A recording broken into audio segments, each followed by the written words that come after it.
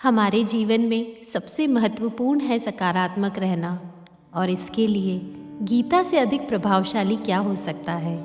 इसलिए आज मैं आपको उद्धव जी और भगवान कृष्ण के बीच का बड़ा ही प्रेरक और मनोरम संवाद सुनाना चाहती हूँ। उद्धव जी बचपन से ही सारथी के रूप में श्री कृष्ण जी की सेवा में रहे, किंतु उन्होंने श्री कृष्ण जी से न तो कभी कोई इच्छा जताई, ना ही कोई वरदान मांगा। जब श्री कृष्ण अपने अवतार काल को पूर्ण कर गौलोक जाने को तत्पर हुए, तब उन्होंने उद्धव को अपने पास बुलाया और कहा, प्रिय उद्धव, मेरे इस अवतार काल में अनेकों लोगों ने मुझसे वरदान प्राप्त किए, किंतु तुमने कभी कुछ नहीं मांगा। अब कुछ मांगो, मैं तुम्हें देना चाहता हूँ। तुमने जीवन भर मेरी सेवा की है, मैं तुम्हारा ऋणी हूँ। तुम्हारा भला करके मुझे संतुष्टि होगी। उद्धव ने इसके बाद भी स्वयं के लिए कुछ नहीं मांगा। वे तो केवल उन शंकाओं का समाधान चाहते थे जो उनके मन में कृष्ण जी की शिक्षाओं और उनके कर्तव्य को देखकर उठ रही थी। उन्होंने भगवान श्री कृष्ण से पूछा, भगवान, महाभारत की घटनाक्रम में अनेक बातें मैं नहीं समझ पाया। आपके उपदेश अलग रहे, जबकि व्यक्तिगत जीवन कुछ अलग ही तरह का दिखता रहा। क्या आप मुझे इसका कारण समझाकर मेरी शंकाओं का समाधान करेंगे? कृष्ण जी बोले, उद्धव, मैंने कुरुक्षेत्र के युद्ध क्षेत्र में अर्जुन से जो कुछ कहा वह भगवत गीता थी। आज जो कुछ तुम जानना चाहते हो और उसका मैं जो तुम्हें उत्तर दूंगा, वह उद्धव गीता के रूप में जानी जाएगी और आने वाले समय में संपूर्ण मानव जाति का मार्गदर्शन करेगी। इसी कारण मैंने तुम्हें यह अवसर दिया है, तुम बेझिझक पूछो। उद्धव ने पूछना शुरू किया, हे श्री कृष्ण, सबसे पहले आप मुझे यह बताओ कि सच्चा मित्र कौन होता है? कृष्ण जी ने कहा, सच्चा मित्र वह है जो जरूरत पड़ने पर मित्र के बिना मांगे मदद करे। तब उद्धव जी बोले, हे श्री कृष्ण, आप पांडवों के आत्मीय प्रिय मित्र थे। उन्होंने सदा आप पर पूरा भरोसा किया। कृष्ण, आप महान ज्ञानी हैं। आप भूत, वर्तमान व भविष्य के ज्ञाता है, किंतु आपने जो सच्चे मित्र की परिभाषा दी है, क्या आपको नहीं लगता कि आपने उस परिभाषा के अनुसार कार्य नहीं किया? आपने धर्मराज युधिष्ठिर को जुआ खेलने से रोका क्यों नहीं? चलो ठीक है, आपने उन्हें नहीं रोका, लेकिन आपने भाग्य को भी धर्मराज के पक्ष में नहीं मोड़ा। आप चाहते तो युधिष्ठिर जीत सकते थे। आप कम से कम उन्हें धन, राज्य और यहाँ तक कि खुद को हारने के बाद तो रोक सकते थे। उसके बाद जब उन्होंने अपने भाइयों को दांव पर लगाना शुरू किया, तब तो आप सभा कक्ष में पहुंच सकते थे। आपने वह भी नहीं किया। उसके बाद जब दुर्योधन ने पांडवों को सदैव अच्छी किस्मत वाला बताते हुए द्रौपदी को दांव पर लगाने की बात किया और जीतने पर हारा हुआ सब कुछ वापस देने का लालच दिया, कम से कम तब तो आप हस्तक्षेप कर ही सकते थे। अपनी दिव्य शक्तियों के द्वारा आप पासे धर्मराज के अनुकूल कर सकते थे। इसके स्थान पर आपने तब हस्तक्षेप किया जब द्रौपदी लगभग अपना शील खो रही थी। तब आपने उसके वस्त्र देकर द्रौपदी के शील को बचाने का दावा किया। लेकिन आप यह दावा भी कैसे कर सकते हैं? उसे एक आदमी घसीट कर सभा में लाता है और इतने सारे लोगों के सामने निर्वस्त्र करने के लिए छोड़ देता है। एक महिला का शील क्या बचा? आपने क्या बचाया? अगर आपने संकट के समय में मदद नहीं की तो क्या फ़ायदा? क्या यही मित्रता है? क्या यही धर्म है? इन प्रश्नों को पूछते पूछते उद्धव जी का गला रूंध गया और उनकी आंखों से आंसू बहने लगे। वास्तव में यह अकेले उद्धव के प्रश्न नहीं है। महाभारत पढ़ते समय हर किसी के मन मस्तिष्क में ये सवाल उठते हैं।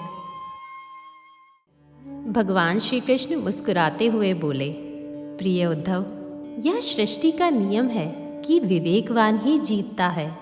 उस समय दुर्योधन के पास विवेक था, धर्मराज के पास नहीं।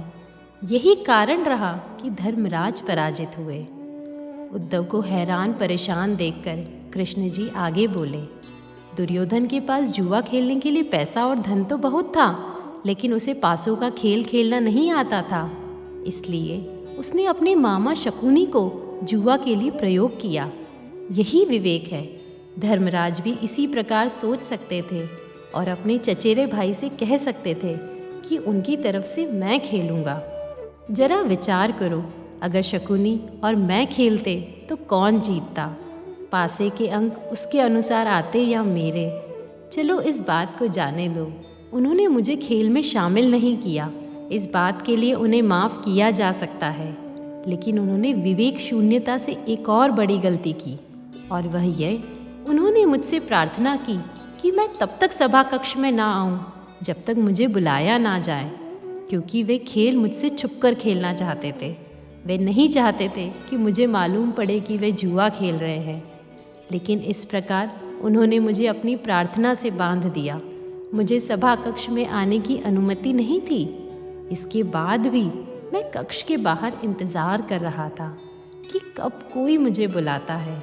भीम, अर्जुन, नकुल, सहदेव सब मुझे भूल गए, बस अपने भाग्य और दुर्योधन को कोसते रहे। अपने भाई के आदेश पर जब दुशासन द्रौपदी के बाल पकड़कर घसीटता हुआ सभा कक्ष में लाया, द्रौपदी अपने सामर्थ्य के अनुसार जूझती रही, तब भी उसने मुझे नहीं पुकारा। उसकी बुद्धि तब जागृत हुई जब दुशासन ने उसे निर्वस्त्र करना प्रारंभ किया। तब उसने स्वयं पर निर्भरता छोड़कर हरि हरि अभयम कृष्णा की गुहार लगाई। तब मुझे उसकी शील की रक्षा का अवसर मिला। जैसे ही मुझे पुकारा गया, मैं अविलंब पहुंच गया। अब इस स्थिति में मेरी गलती बताओ उद्धव। उद्धव बोले, कान्हा, आपका स्पष्टीकरण प्रभावशाली अवश्य है, किंतु मुझे पूर्ण संतुष्टि नहीं हुई। क्या मैं एक और प्रश्न पूछ सकता हूँ? कृष्ण की अनुमति से उद्धव ने पूछा। इसका अर्थ यह हुआ कि आप तभी आओगे जब आपको बुलाया जाएगा। क्या संकट से घिरे अपने भक्त की मदद करने आप स्वयं नहीं आओगे? कृष्ण जी मुस्कुराए। उद्धव, इस सृष्टि में हर एक का जीवन उसकी स्वयं के कर्मफल के आधार पर संचालित होता है। न तो मैं इसे चलाता हूँ और न ही इसमें कोई हस्तक्षेप करता हूँ। मैं केवल एक साक्षी हूँ। मैं सदैव तुम्हारे नज़दीक रहकर जो हो रहा है उसे देखता हूँ। यही ईश्वर का धर्म है। उल्हाना देते हुए उद्धव ने पूछा, वाह वाह, बहुत अच्छा कृष्ण। तो इसका अर्थ यह हुआ कि आप हमारे नज़दीक खड़े रहकर हमारे सभी दुष्कर्मों का निरीक्षण करते रहेंगे। हम पाप पर पाप करते रहेंगे और आप हमें साक्षी बनकर देखते रहेंगे। आप क्या चाहते हैं कि हम भूल करते रहें, पाप की गठरी बांधते रहें और उसका फल भुगतते रहें? तब कृष्ण जी बोले, उद्धव, तुम शब्दों के गहरे अर्थ को समझो। जब तुम समझकर अनुभव कर लोगे कि मैं तुम्हारे नज़दीक साक्षी के रूप में हर पल हूँ, तो क्या तुम कुछ भी गलत या बुरा कर सकोगे? तुम निश्चित रूप से कुछ भी बुरा नहीं कर सकोगे। जब तुम यह भूल जाते हो और यह समझने लगते हो कि मुझसे छुपकर कुछ कर सकते हो, तभी तुम मुसीबत में फंसते हो। धर्मराज का अज्ञान यही था कि उसने माना कि वह मेरी जानकारी के बिना जुआ खेल सकता है। अगर उसने यह समझ लिया होता कि मैं प्रत्येक के साथ हर समय साक्षी के रूप में उपस्थित हूँ, तो क्या खेल का रूप कुछ और नहीं होता? भक्ति से अभिभूत उद्धव मंत्रमुग्ध हो गए और बोले, प्रभु, कितना गहरा दर्शन है, कितना महान सत्य। पूजा पाठ से ईश्वर को अपनी मदद के लिए बुलाना तो महज हमारी परभावना है, मगर जैसे ही हम यह विश्वास करना शुरू करते हैं कि ईश्वर के बिना पत्ता भी नहीं हिलता, तब हमें साक्षी के रूप में उनकी उपस्थिति महसूस होने लगती है। गड़बड़ तब होती है जब हम इसे भूलकर दुनियादारी में डूब जाते हैं। हे प्रभु, संपूर्ण भगवत गीता में भी आपने अर्जुन को इसी जीवन दर्शन का ज्ञान दिया है। अर्जुन के लिए सारथी बने आप वस्तुतः उसके मार्गदर्शक थे। वह स्वयं के सामर्थ्य से युद्ध नहीं कर पा रहा था, लेकिन जैसे ही उसे परम साक्षी के रूप में भगवान आपका एहसास हुआ, वह ईश्वर की चेतना में विलय हो गया। वह अद्भुत सामर्थ्य का अधिकारी बन गया। सचमुच हर जगह, हर क्षण, सब कुछ सिर्फ तुम ही हो। तत्त्वमसि, तत्त्वमसि। हरे कृष्णा, हरे कृष्णा।